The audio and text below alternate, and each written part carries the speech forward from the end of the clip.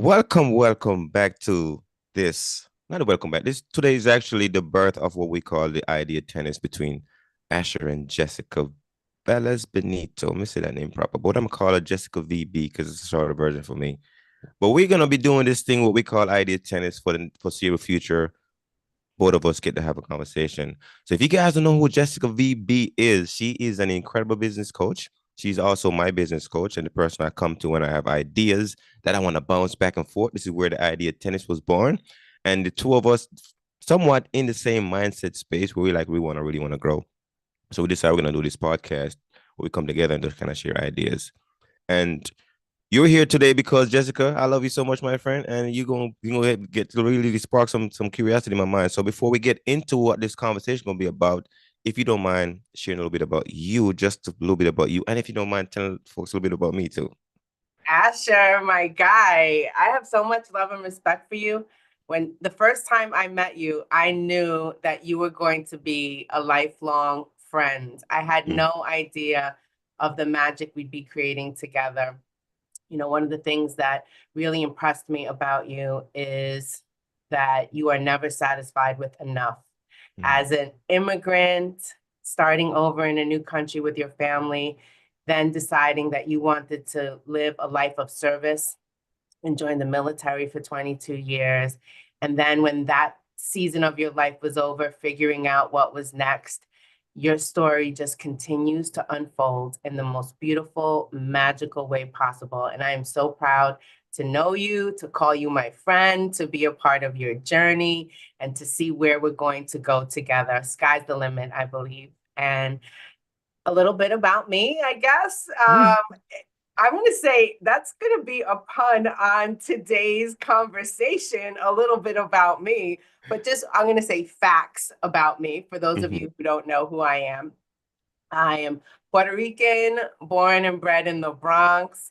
Decided years ago that circumstances were not going to define the outcome of my life and was going to always figure out a way to land on top. Not because I was the best at anything, but because I am relentless and I have a deep rooted faith in God, and He leads me in all the directions that I am destined to be in. And it is a pleasure to be here in front of you this evening and to spark some ideas and thoughts within you. I guess that's my opinion of what idea tennis really is about, to mhm. spark conversation amongst an audience of people that are diverse, that look different, that have different experiences, and give them food for thought to really be able to have meaningful conversations and be part of a community. Mm. Thank you, Jessica, for even adding more juice and more flavor to it. I love it. I love it. And so for this is for the question for the audience, for the folks who are listening to this conversation today. Our anchoring question is, can you define who you are without a reference point? And that's the me and Jessica was talking about this question itself, and we really like was digging into this piece and was like, oh my God, this is such a profound question. And if you're thinking about your life, your journey right now, can you define who you are without a reference point? And I was talking to another friend because when I'm always playing my ideas of other people, right? So I talked to a couple other people, and I was like, can you actually answer that question without coming up an answer without an answer of I don't know? And they try. I was like, actually, really, I can't. It's the answer I come back with is I don't know. And that's even hit me even more deeper. And I was like, so why do people um find reference points so useful? And it take me back into what I call, those personality profile tests that people do. A lot of those like the Myers-Briggs, the Colby, there's a bunch of lists of them that's out there, the 16 personality, all these different reference points. It helps people really anchor on figure out like what community I belong to, like where do I belong to? Like if I'm gonna create a community, like where should I go? And I understand the importance of reference point now. But then when you strip away all those things, you come back to that same profound question: can you define yourself without a reference point? And then that's gonna take us back into where we are today. So Jess, I'm curious about you too. When you think about that question in depth as well, what was some of the thoughts that pops up for you? Well, I'm going to say after our conversation last week, and that was like the last 5 minutes of the discussion, that wasn't even the topic of the day. It really left me thinking. And I started asking everyone around me to define who they are. And it was almost like a setup question because I knew I was going to say, do you realize that all of those are reference points? Mm, And then led into the 5 minute conversation we had. But the truth is, the reason I believe we use reference points, you shared last week about it. They're defined by the experiences we've had, our Mm-hmm. past, who we were. It doesn't mean it's who we are now. But having to define yourself without an actual reference, a tangible thing that other people can hear or see and come to a conclusion about who you are based on what you said about yourself is a Mm-hmm. hard thing to do. I think Mm-hmm. so many people are caught up in whether it's the answer to who am I or any other meaningful answer is giving the right answer. Mm-hmm. Why do you think giving what people think is the right answer more important than the authentic answer, especially around the question of who I am? I think it comes back to being validated and accepted because in at the depth of everything, I think we all are looking for community connection. And the only way for you to connect with other people is to really find something that they can reference to. So they can kind of anchor into like, okay, no, I can understand who Asher is. And I think that's even the depth of it. So, I was even thinking about it around the just like trying to figure out like even the community first, because if you don't know who you are, like who your deep reference point is, like you don't even know what community to go to. And this is the reason why people seek out community. But first thing, you got to answer the question like, then who you are now. Like, Sure, what are your primary reference points? Because if you don't know that, you don't know where to go. absolutely. Yeah. So most people Mm-hmm. use personality traits to Yes. define their answer to who am I. Other people are focused in on what I call like the societal norms of defining yourself as through relationships, like being a mom, a partner, a daughter or a son, by your career, by your religion, by your hobbies. Mm-hmm. Other people define themselves based on the perception of who they think other people are. And overall, most people, almost everyone, uses some type of past life experience to share something about them that they believe to be good and valuable with others. So, am I answering the question again this week based on what we discussed? So here's the thing. Here's the thing. If you want to answer that question, Jess, you sure can. But it is for me. I like deep stuff. I like to go deep because when we're talking about the reference points, we're talking about like the surface level. Mhm. That's the surface level because when it comes to social validation, it's a very important thing in a lot of people's life because we want social validation. So when we use reference points, we want social validation, and we are looking about people to try to like, feel understood because now my reference point and your reference point is kind of aligned. But then when you peel away all those social validation piece or those feeling understood, and what you're left with is the deep profound answer is I don't know who I am without a reference point.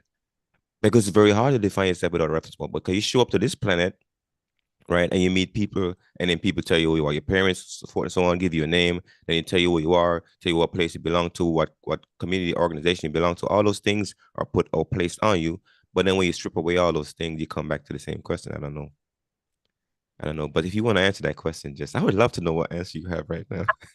I mean, I answered it last week. I'll answer it again, but they're all reference points essentially based on my past experiences.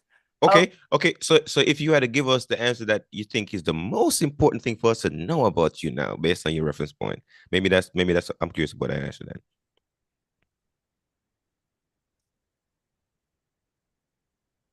Mhm. the most important, I guess, to me, it aligns with my deep rooted faith in God. And I believe that Mhm. my purpose here on earth is to be of service to others. And Mhm. so I wake up every day and live my life with the intention of being of service to others. And that looks and feels different every day, Mhm. but it's the guiding force that pushes me to always want to better, do more, and live a life of example to others. It doesn't mean perfection. It doesn't mean that there are no mistakes or pitfalls, or I will say I don't live ever with regret because I honestly believe that everything has a purpose and a meaning that occurs in our life. And so regret never is one of those thoughts that kind of runs through my brain. Of the other question that I never have, and this is a result of an experience that I had in my life, is why me? I Mm-hmm. never ever ask that question anymore. In 2010, I had a life-changing um, medical trauma that put life in perspective for me. And from that day forward, I realized it's never about why me, but what are you trying to teach me? What is it that I need to know?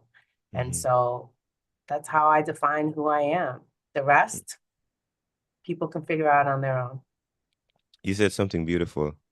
You said service to others. And I'm learning the more I'm studying, even some of these people that are master in life right now. And then once they amount all their riches and stuff like that, you always come back to they want to serve others. And I realized how powerful that because some of the most happiest people are the people that are serving other people. And the people that are serving themselves are some of the most miserable people. So then I realized that when you say serving others, then that comes back to something really deep, just because now then other people that are doing the same thing as you can find them and can collaborate around them now because now like we all want to serve people. Because then we figure out that is the most useful thing about life is to serve others. If that wasn't the case, just we wouldn't have kids, right? Because when you have kids, you realize how important it is to serve others, right? That's a game changer. So then life is about serving others. That's why we're here. Because if you think about it, just imagine you're stuck on an island by yourself, nobody around. Like, would you want to like have a couple other minds to do some idea tennis with? Like, would you want that, or you just want to be by yourself with all your riches? Like, just tell me, what would you want? An island with you, some people do some idea tennis, or just you on your island with all your riches? I would definitely say the people. I consider myself a people person. I turn into the Tom Hanks and like how he took the ball and created Wilson so he would have someone to talk to. I would go find something and pretend that I would go insane, I think. Um, Mm-hmm. if I didn't have someone to engage with. And Mm-hmm. engage with doesn't always mean, I love conversation. I love people to push my buttons I think that's why I get along so great with you. I love people to push my buttons and give me food for thought. Share Mm-hmm. something with me that's of value, and value is different to different people. Value could be, thought provoking and profound. Value could be an asset to help me achieve a goal. Value could be making me laugh. To me, Mm-hmm. when you make somebody laugh, it is such an incredibly beautiful blessing that you're giving someone. And I need that. And the other thing that I need, and my inner circle knows this about me, is sometimes just to sit in silence, but surrounded with people that I feel safe and loved by. Mm-hmm. No, that's profound. Yeah. No, the island thing, when I started to ask that question, it hit me again. It hits me with mainland. I was thinking about island versus mainland, and then how we all need to have our mainland, and then, well, we need our own island sometimes, like to go back. I'm on my island by myself. Like you were saying, I could sit in a group of people, but I'm quiet, but I just get to like be alone in the space of people. And then you gotta figure out then the mainland piece, like the communities, like the mainland is a community. Like I need a community of people that I can go and serve. But then I need to be on my island by myself sometimes. That's me sometimes when I think about my energy. Some days I'm like, I just want to go for a walk by myself, nobody around. It's just me. And then some other times I need to go back to the mainland. I need to connect with the roots and the culture, the other people. So, sometimes we all go through different phases in life where we trying to find ourselves. And when we come back to the same question about reference point, I love when I find somebody that think the way I do or do something I've done that was fun and engaging. I love to find people. Like one of my top three hobbies. I like snowboarding, I like cycling, and I like scuba diving, right? And right now I'm not doing none of those three because I've decided I'm gonna give them up for something else right now. But when I meet people that love to snowboard, it's like the conversation just awesome, like the sparks, because we talk about snowboarding, and I love snowboarding. And then we start talking to somebody that loves to cycle, mountain biking or cycling, road biking. I love to talk to those people because I get excited. So those reference points when I meet somebody that does, I'm like, oh my God, I remember when my memory of doing it, how it was, how awesome it was. I love meeting people like that. And when I see somebody that's scuba diving in these awesome places in the ocean, it took me back to the place. Like, man, I remember when I was there, and just it was just an awesome place to like really explore. So these reference points are important. People that does something similar to you think the same way because it creates that social validation that we're talking about, or that, oh, you understand me because we've been to some of the same thing. Just like when I meet a veteran and we talk about being in combat and being deployed and stuff, I'm like, oh yeah, like you understand me. And that's what I'm be looking for. Like, you understand me because you've seen what I've seen. Like, you got punched in the face by the same guy, right? So then we're like, oh, what was the experience like? Like we start like we understood each other. And that's sometimes what people are looking for when it comes to that big question again. You know, going back to the reference of the islands and the mainland, I think why those two environments are so important is Mm-hmm. because they're part of our evolution. They're Mm-hmm. part of us becoming based on our experience. So if you think about it, when we're alone on the island, Mm-hmm. we're becoming. Mm-hmm. We're becoming who we want to be, who we think we are, based on the self-reflection that sometimes is hard to do when there's a lot of noise, when there's a Mm-hmm. lot of misunderstanding. And then once we feel that we've become based on our experience on the island, we then want to go to the mainland and share it, be of service. We want to offer people what we just experienced so that they can evolve, so that they can become, so that they can see the potential and possibility based on your experience on the island. Mm. That was so that was so good, Jess. That was that was so good. You want to go back to the mainland so you can share what you've become, what you've thought about, the ideas that pops in your head, the thoughts that visit you. You want to go share it. And there's something about sharing too. You know, when you was talking, what pops in my head too is crazy. Because one time when we have these thoughts, right, and we have these emotions that we gotta go through, but then, a lot of people have challenges with that information in their head or that feeling. But then I realized that the real awesome thing about writing stuff down, I'm gonna go back to this point now, is that you get to create that emotional distance from your thoughts, from your feelings when you write it down. So then my own journey started when I started writing stuff now, write it up because I told myself I want to elevate my thinking vocabulary, my writing vocabulary, my speaking vocabulary, right? Because I want to master the space of communication and imagination, right? But then I realized how profound it is when I take the thoughts and feelings I have, put it on paper, and create emotional distance. I get to reprocess again. I get to look at it again, right? I get to come back and ask some of those even more deeper questions to that thing that I was thinking and feeling, but now I can see it. I got the emotional distance from it. It's no longer part of me. I can apply my five senses again to it and process it in a different way. And that's what pops in my head when you was talking about the mainland. And then when you finish writing, what do you do with it? You share Oh, it with action. the mainland. You You gotta go share. share it based on what you experienced, right? Share your books with the world so that Mm-hmm, people can become the best version of who they are mm-hmm, based on your experiences and the lessons you learn that you share with them. I think that when you feel that you are in search of or in pursuit of community, that's essentially what you're doing. Looking for other people who have evolved, who have become, and can help you be in that same place. And maybe, and we've had this conversation around other topics of everyone being in a different phase of mm-hmm, a journey, right? Maybe mm-hmm, it's the same journey that we all have, the pursuit of community here, mm-hmm. right? I Um, love that. you found your community. Some people are in search of their community. Some people know who they want their community to be, but haven't quite found those people yet. And so, no matter where in the journey you are, you know the path that you are on. Your experiences help somebody else find their way on that path. Your experiences help people see, well, no, that's not the kind of community I want to be a part of. They aren't aligned with my mindset or my heart, right? They're not Mm-hmm, aligned with where I want to go and what I want to do. I want people who sometimes you look for the exact opposite of who you are in a community. Other times you look for the same Mm-hmm. Same, I'm going to say similar, not same, because there is Mm-hmm. no other Jess and there is no other Asher on the planet. But you want people that believe in extraordinary, Mm-hmm. that extraordinary things are possible, that they have an ability to create impact, that they have a life of purpose and meaning. And for me, those are the people that I want to surround myself with. It doesn't mean that you found it already or you figured it out. It means that that's what you want. That's what you know you're in pursuit of. And the best way to achieve that is to surround yourself with extraordinary individuals who are in different phases and places of the journey who can help you create the life that you desire. Mm. I just coined that term. I wrote it down for you, Jess. The pursuit of community. That was so deep. We all on that journey of pursuing our community. And here's the thing that I mentioned earlier.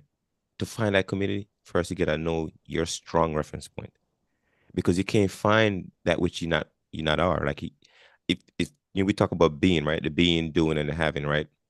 So if you don't know who you want to be, you can't find who the community of those people are being, that same you, right? But you gotta know like who you are first. Coming back to like your reference point, we talk about knowing who you are. We talk about your reference point, your strong reference points. Once you know those, then you can find a community of people that are already embodying those reference points. And from there, you don't feel like you're alone anymore. And a lot of people feel like you're alone because they're trying to find a community, but they themselves don't know what that community is like because they don't know what they're like. And once you figure out who you are at the reference point that you decide you wanna embody for the rest of your life or this time period of your life, then you can like there's a community that exists already because you're not the first one that show up that had that same question. And there's other people that are building these community and they are looking for more people like them. But if you don't know like your strong reference point, then you can find those points that you can reference. You know? I agree with that. And I do believe that one of the hardest things for most people to do is to take a deep introspective reflection, an inventory like Mhm. of who they are. It requires people to really think from not the perspective of ego, but from the perspective of growth, from the perspective of who am I today? What has brought me to this place, to this time in my life? What is it that I need to be aware of about myself, good, bad, or indifferent? What are the things that are required from me to be the person that I am in pursuit of, right? The person that I want to be, the person that, if I'm not that person yet, how do I know my community, like you said, if I don't know who I am?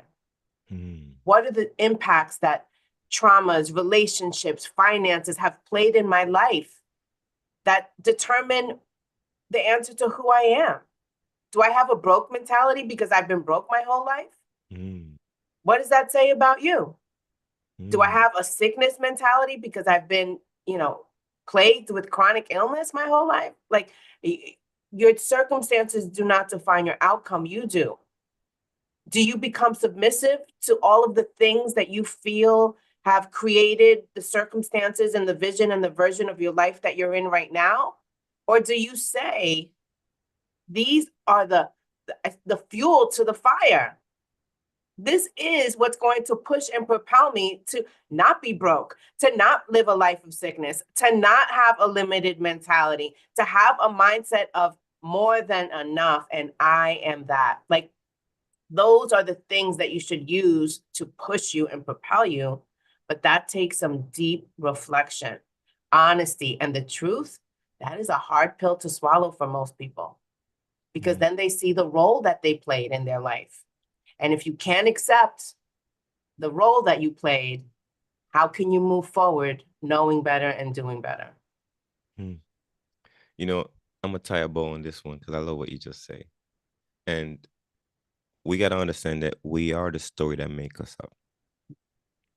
And you gotta figure out what those stories are that make you up.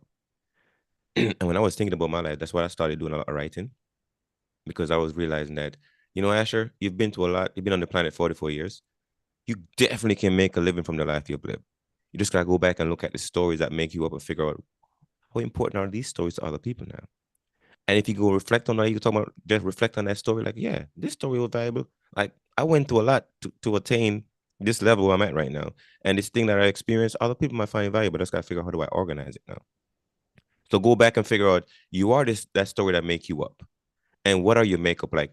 Let's talk about like makeup itself, but like put the makeup on your face, just like what kind of personalities are you playing right now? Like the things that make you up, they are valuable, right? You went through a lot to attain them, so therefore you get to use them and be useful to other people. Just like you talk about go back to the mainland, go share those stories now.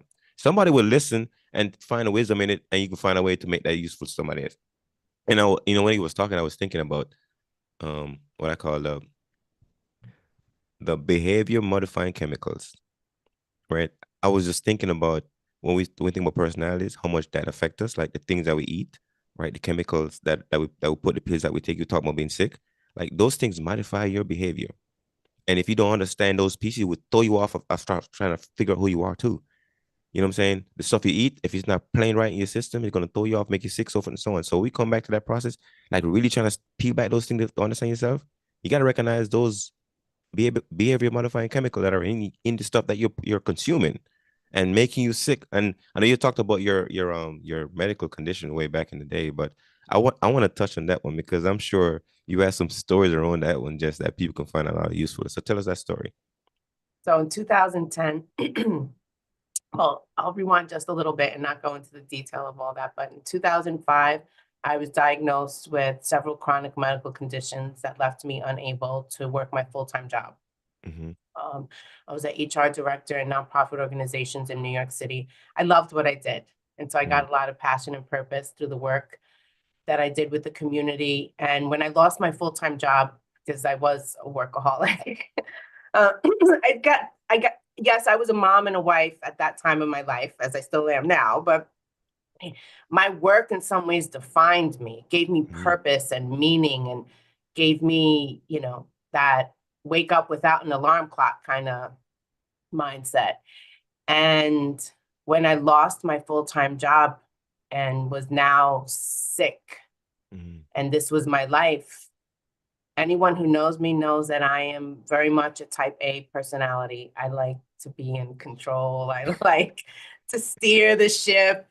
And for me, one day to the next, my life changing so dramatically, I then started to suffer and struggle with depression and anxiety Mm-hmm. because I felt like if, my life could change literally so drastically from one day to the next, what if this continues to be the trajectory of my life? And so from, I'm going to say 2000, the end of 2005 to about 2010, I felt sorry for myself. I was Ooh. very depressed. I barely left my home. I went to the social obligations I was required to for family purposes and tried to put on a brave face to the world and not let anyone in other than my husband and my son who lived with me to know. And I would say even my son knew only small parts of it because I didn't want that to be a reflection of me and his life. So he always saw me as a strong mom. And so there were glimpses of the depression, anxiety that I let him see because he obviously knew that I wasn't living the life that he had been used to. I wasn't going out as much. And then just when I thought that life could not get worse, that's when I believe God reminded me Mm-hmm. that um, the things that happen are not meant to harm you.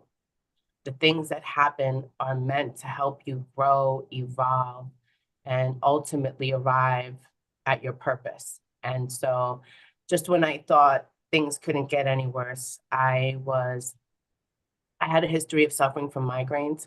And I woke up one day and I thought that I was having a migraine the first day. And then I realized that it was not a migraine. The pain was very debilitating in my head. And so, probably on about day 3, when it was excruciating, I went to the doctor and I was told nothing was wrong. And I knew otherwise. I um, went home and tried thinking there's something wrong. I don't care what this doctor said. Um, I went to the emergency room at the hospital the following day. They didn't even do anything, like Mhm. not even a test. And I said to them at the hospital that my head was hurting so much that the pain was so excruciating, I wanted to kill myself. I told this to the ER doctor at a hospital, a major hospital in New York City. And the ER doctor still didn't run any tests and he just let me go home. And I was crying. Right now, as I'm talking about this story, I'm getting a little emotional because I remember those days in my life. It was 8 days of excruciating pain, knowing better that there was something very wrong with me. And Mhm. so on the seventh day, so now mind you, I had gone to 2 primary care appointments and the ER. And on the seventh day, I said, I felt desperate. I felt like, I need to reach out to whoever is going to listen to me to get help because there is something wrong with me. And so I Mhm. called my GI doctor, who was the specialist that had been treating me since 2005, and he knew me very well. And so he was also a primary care, but just not mine. He only saw me for the illness that I had been diagnosed with Mhm. and my gastro issues. And he said, come on in. And so Mhm. when he saw me, the minute he saw me, he said, there's something wrong with you. I don't know what, but we're going to find out. And so he sent me, that was an afternoon on the seventh day. And then he sent me on the what would be the eighth day at, I never forget, at 8 o'clock in the morning to the hospital to have a CAT scan done. And so my son, who was a senior in high school at the time, was home that day. And so he drove me to the hospital to have this CAT scan done. Then we drove back home like nothing. That was at 8 o'clock in the morning. At 3 o'clock in the afternoon, I get a phone call from the GI doctor. He says, Jess, are you alone right now? And I said, no, I'm not alone. I have EJ. He goes, I need him to calmly drive you back to the emergency room. There's going to be a team of doctors waiting for you. You have blood clots in your brain. It's a very serious condition. What he didn't say was that I was hours away from death and that I was experiencing a stroke, Mhm. that I had something called cerebral venous thrombosis as a result of birth control pills that I was taking for polycystic ovaries. And so when I got to the hospital, a team of doctors was waiting. It's bad when the doctor calls your husband for you. He's like, don't worry, I'll call Eric. So he Mhm. called Eric. Eric met us at the hospital, and the first 24 hours were a little bit of a blur because I was literally hours away from death. I had a complete blockage on the base of my brain and a 3/4 blockage on the top of my brain. And the doctor said that once that 3/4 blockage would have been 100%, I would have been gone. And that most people found with cerebral venous thrombosis is usually found in an autopsy because it's an extraordinary rare condition. Mhm. So much so that they didn't even have enough treatment plan to treat me afterwards, that they had to use literature and science from deep vein thrombosis, which is like blood clots in the legs. Mhm. So that experience really showed me just when you think life can't get worse. Mhm. Um, and it also made me realize at that point in my life, for me, was when it was a very big turning point of rediscovering what I wanted for myself and kind of being aligned with this conversation of who am I. Mhm. Traumas really impact people reflecting on what their life looks like. How do they want it to look? And what can they do to create that change that they want for themselves? And so, literally, the day I woke up in the hospital, the next day, I said, no more pity party, no more feeling bad for myself, no more like, woe is me. You know what? Whoa, this is me, is what it changed into. I don't know what purpose God has for me, but I know He has more because there's no way that I'd still be here alive today on October 18th, sitting in front of you, having this conversation, if it wasn't for something far greater, far bigger than me. And so I'm super grateful that I had that experience, almost to be almost like a jolt, a wake-up call, of a reminder. Give thanks for what you have because someone has it worse. Appreciate the challenge that you're experiencing, because if you stay focused in on what I can do and not why is this happening to me? Why is this the story of my life? You will see extraordinary happen. Just thank you so much for sharing. Like, who are you without that reference point now?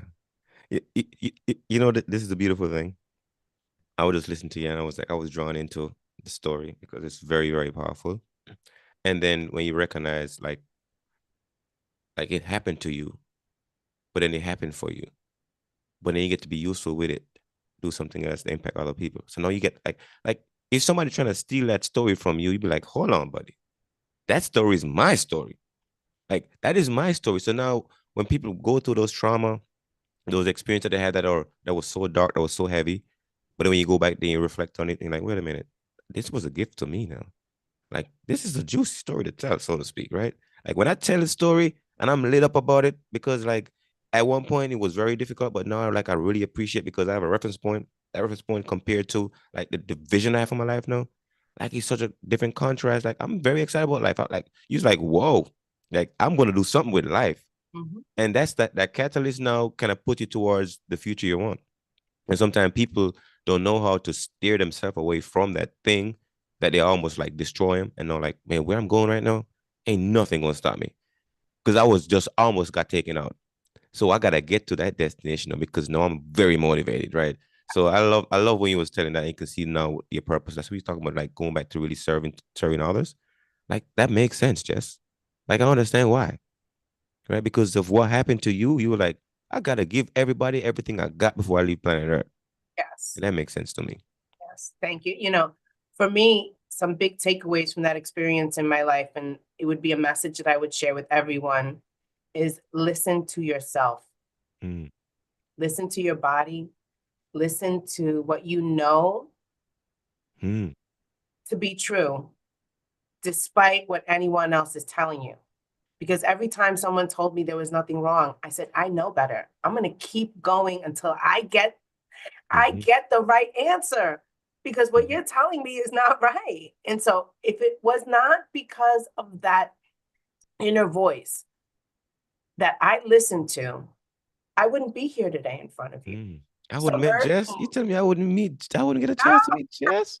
Oh my urging God. everyone, listen to what your inner voice is telling you, and unapologetically, like, keep going in that direction. It will lead you to the right answer, the right destination. I think, to me, that's such a profound message. And sometimes we take for granted that, a professional knows better than us, whether it's a medical situation or a non-medical situation, that somebody else knows better than us. You know you better than anyone. Mm. You know you better than anyone. And when you felt that pain, you know there was a weakness in your body. Yes. And you was like, yeah, something is weak here. We gotta do something. And that's the thing that when people accept the pain, that means they're accepting that weakness and not trying like, I gotta make sure that that area gets strong again. Something is not right. If I'm feeling pain, something ain't right. I gotta do something. And that you come back to, I tell myself I'm a person that's not easily discouraged. I keep telling myself every day when I want something. Actually, you're not a person that easily discouraged. Keep going, keep pushing, right? Because oftentimes people get discouraged because somebody's like, nope, nope, nope, no. This pain gotta get out of me. And I won't stop until I find somebody that can help me get it out. And you did. Yeah. Congratulations, my friend. I Thank wouldn't meet you if that didn't happen. Oh my God. you. No, you wouldn't have me. It's a good thing that I'm stubborn. I don't give up, that I'm relentless. Mm-hmm. And those are the things that I choose to focus on based on that experience in my life. Mm-hmm. You know, yes, it was I felt like, to give people a visual of what those 8 days were for me, it was as if I had a little person in my head Mm-hmm. with an ice pick, picking at my head 24 hours a day. The Ooh, that's gotta be immense painful. amount of pressure On the back of my head, I could not lay flat for 8 days, excruciating. And I knew that that was not normal. Like that is not normal. I don't care what anyone was going to tell me. That was not normal. And so I was like, I'm not going to stop until I get an answer. And even if it's an answer that I don't like, I need an answer. And I think that for a lot of people, a lesson from that story is that sometimes we don't go after or pursue things because we're afraid of what the outcome is going to be, that it's Mm. not always what we have planned or what we want. And I think that you have to realize that, because of my faith in God, and people, some people believe in other higher beings and some people believe in nothing. And that's each their own. But I believe that when I was focused on finding an answer, even if the answer wasn't something that I was going to like or was going to be scarier than what I was experiencing at that moment, there is no greater gift to me in some ways than truth and understanding. Because when you have understanding of what's happening, when you get the answers, when you figure out who you are, watch how incredible your life is going to change. Mm. But you'll only know that if you're in pursuit of the answer. You'll only know that if you can have the courage to say, even if I don't like the answer, I have the ability to do three things: create, shift, and redesign the life and the person that I want to be. Mm. You know, I'm a fan of what's his name, Myron Golden. He has this one concept called be do have, which is not new, right? But the way you explain it makes sense. We're talking about the input and the output, right? So the input of doing is being. So you gotta be before you do. The input of having is doing, right? You gotta do before you have. And when he breaks it down, I love how he breaks it down because in the military we talked about the be and the do too. That's a big thing in the military, be and do. But a lot of people don't understand the being come first. Like you gotta be the thing before you take action. Because when I tell you this, you know, the military. This is something I tell myself about the military. I said the military is designed for people who don't know who do not know who they are. Because if you know who you are, there's certain things you won't do, right? And it comes back to being. If you know who you want to be, like this is the person I want to become, then you know certain actions is not gonna get you to be that person. So you won't do it because it's a waste of time. You're taken away from being. And when I recognized when I was retiring, I was like, I go back into government service, I won't be happy, right? Because I'm going to be doing something that's not allowing me to be Asher. And I wanted to be Asher as much as I can before I leave planet Earth. And maybe I was thinking to you, Chef, like you wanted to be just before you leave. Because like, oh, that was too soon. I didn't get to be just the way I want to be just yet. Right. So now the action that you're taking and the action that I'm taking right now is for me to be the best Asher. What Asher wants to be. I want to elevate my thinking vocabulary, my writing vocabulary, my speaking vocabulary so I can affect the masses through communication and imagination. I'm gonna get there. And for me to do that, I gotta do some of these things, right? I need the freedom to create. And in a government system, right? Like you can't do that. Like system, like this is me. I don't mind creating a system. Like I get excited to create a system. But once the system's created, I don't want to be in it because then that takes away my creativity, right? So I'm excited about being ahead of the creative process so I can create. So going back to being Asher, I realized that I level up on writing, thinking, and speaking. I think I can become the best version of myself through those process. And I feel like I need to embody the being piece. My what I call my PhD, my philosophy in being. So I can approach my philosophy and do my PhD. So I can get my philosophy and having my PhH, right? But I want to have certain things in life, but I realize I have to be a certain person to do a certain things to have the outcome that I'm looking for. But they all start with being. And I think a lot of people don't know who they want to be, or don't know who they are, or don't know the reference point they want to tie into. Therefore, it's difficult to find a community that you're trying to pursue to create the things and the outcome you want. So now, if I gotta ask you this, Jess, if you gotta tell us now, based on your history, the experience you've had, and you say you want to serve others, Like, how do you want to serve others now? Like, what is the thing that, like, I get up every day, I'm in love with these people, I want to serve them, and this is how I want to serve them. How you want to serve them?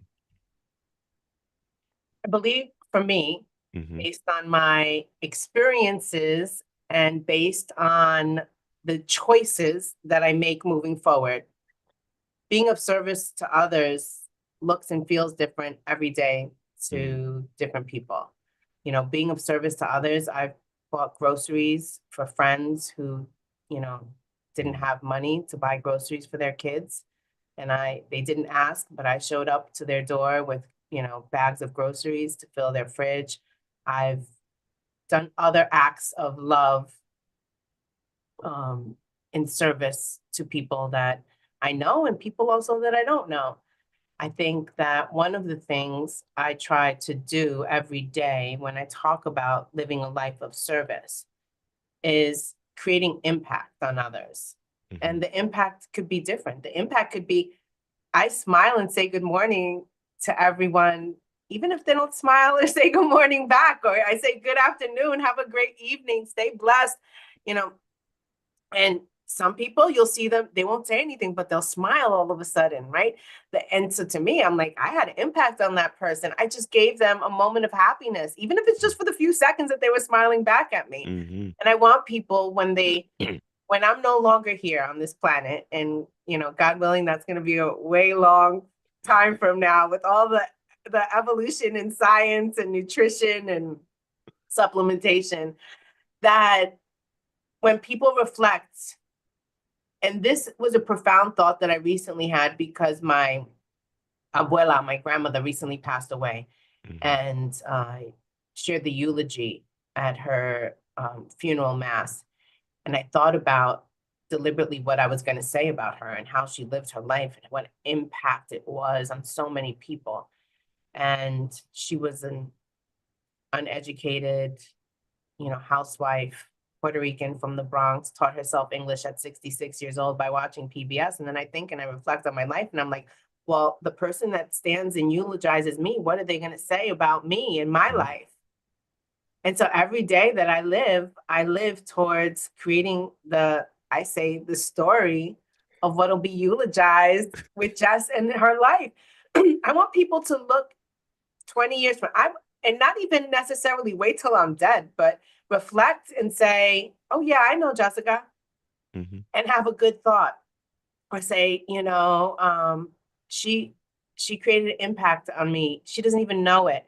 She impacted my business, my life, my decisions, the way I think. She made me realize that, I'm possible because everything is possible when you believe in yourself. Like I want people to think of me and to feel that I made a difference in their life, however big, however small.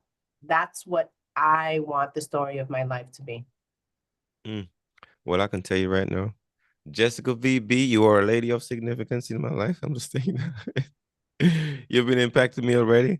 And I remember you were saying about your grandma's story. You say your grandma, your mama, your grandma. Was your Yeah, my grandma? grandma. Your grandma. Yeah. And how you was talking about doing it. That's awesome, by the way. You mentioned something that I think people need to think about. Because I think about it deliberately every day when people ask me to do stuff. When I'm planning stuff, when I'm creating my vision, I'm thinking about if that story is not going to be a grand story to tell, I don't want to do it. You know, because because I'm looking at the future. I'm like, if when I accomplish this thing, is it going to be something that is really awesome to speak about, to share about, to talk to people about? Would it be that? I'm like, well, listen, that's on a low scale. I'm not interested because before in my life I was just doing things randomly, doing things, but now I'm like, I'm deliberately gonna plan and do stuff that's gonna be massive. That's gonna be awesome. When I finish it, I can talk about it with impact. And that's what you were saying to me. I was like, I'm on board with that. Just that's we on the same path. Like this story, when I sit down and tell it, think like that was an awesome story, Asher. Because if you think about traumas, right, that's what happened when we go to these traumatic experience. Like God is already doing that for us, giving us these awesome stories to tell. But we wouldn't really volunteer for them, right? We wouldn't. Like, just would you volunteer to get 7, 8 days worth of pain in your head so you can get up and talk, get up in front of people and talk about like, hey, I'm pursuing my dream. This thing I'm going after, nothing gonna stop me. And despite the pain I'm going through, I'm gonna keep going because I gotta create this commitment that I have. right? This obligation, right? Whatever it is, I'm gonna go pursue it, activate my courage so I can get this outcome I need, right? Like all those stuff. Like you wouldn't volunteer for these things if the universe says, Jess, you can go, it's gonna be a lot painful. It's gonna be really painful, right? But I'm gonna put you to this training. And at the end, I'm gonna certify you in being the person that's gonna inspire and motivate people. But you're like, nah, I ain't volunteering for that training. That looks too hard. Right. But now you're like, I went to the training, buddy. I didn't know I was going to that training, but man, that was some training. But no, guess what? I'm university certified with my PhD and my PhD. You know what I'm saying? Yep. I mean, what you said is like 100% on point. Most people want to go to heaven, but nobody wants to die to get there, right? That's the truth. You want to fast forward to the end, to the good parts. You don't want to have to go Mhm. through the struggle to get to the ultimate end. And I'm far from the end. I'm far No. from the end of my journey, my purpose. I say I'm just getting to the good parts and beginning and knowing that, yes, I've truly since June 2010, June 24th, 2010 was the day my life changed. Mm, The perception of who I am and what I want and how I am the creator of that narrative. My life has changed significantly and I'm grateful for it. I really am. mm.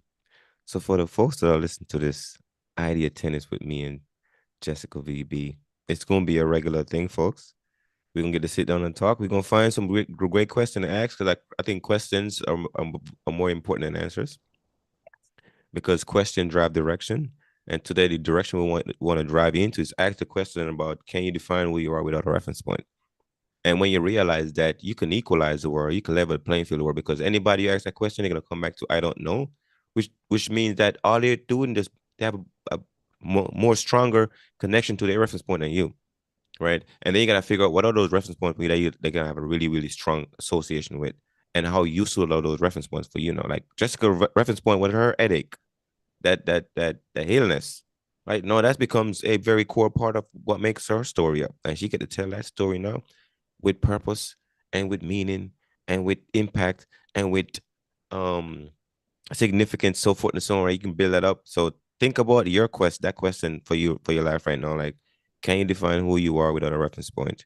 And you're gonna realize that nobody's better than you, and you're not better than nobody else because without those reference points, we come back to the answer. I don't know, right? And I don't know is a great place to be because now you get to be curious and pursue more things.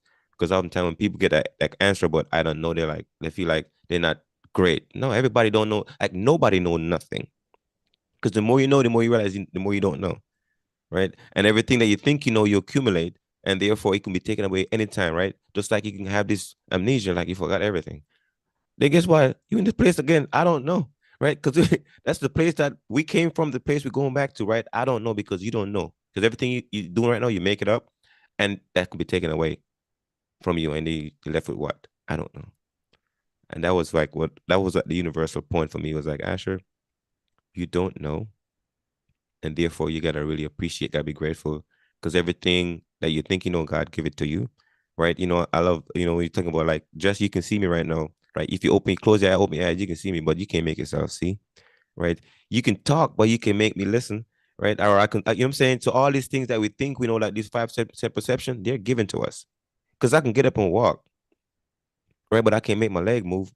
Because if I get paralyzed, I cannot make my leg move. So something is gifting you the ability to move your leg, and you gotta pay homage to that and realize that in the end, this body just doesn't know, but there's a power within inside of me that knows, and I gotta respect that power.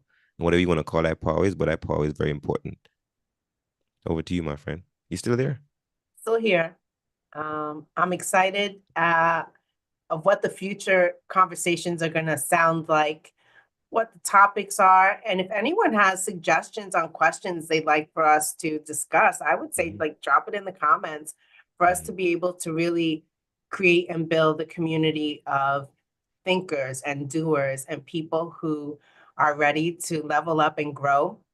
If you haven't already heard the conversation we had about the GPS, the Mm-hmm. growth passport system, take a listen to that conversation and realize that growth is necessary. It's a part of the process, and defining who you are and what you want and where you're going, that requires growth.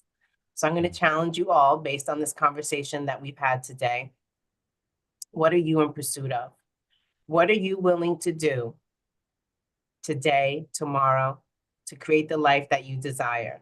So that you figure out, maybe not today and not tomorrow, but you figure out what the purpose of your life is destined to be and work towards that every day to be better and do better.